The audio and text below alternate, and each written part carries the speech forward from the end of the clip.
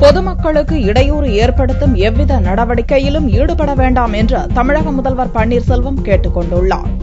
தமிழக முதல்வர் ஓ பன்னீர்செல்வம் செவ்வாயன்று ஒரு அறிக்கை வெளியிட்டார். தமிழகத்தில் சட்டம் ஒழுங்கு மற்றும் வளர்ச்சி திட்டங்கள் குறித்து தலைமைச் செயலகத்தில் ஆய்வுக் கூட்டம் நடந்ததாகவும், இக்கூட்டத்தில் தமிழக சட்டம் ஒழுங்கு சீராக உள்ளது என்றும், எவ்வித பாதிப்பும் அசம்பாவிதமும் ஏற்படவில்லை என்றும், சட்டம் ஒழுங்கு கட்டுப்பாட்டிற்குள் உள்ளதாகவும் தெரிவிக்கப்பட்டதாக பன்னீர்செல்வம் சுட்டிக்காட்டியுள்ளார்.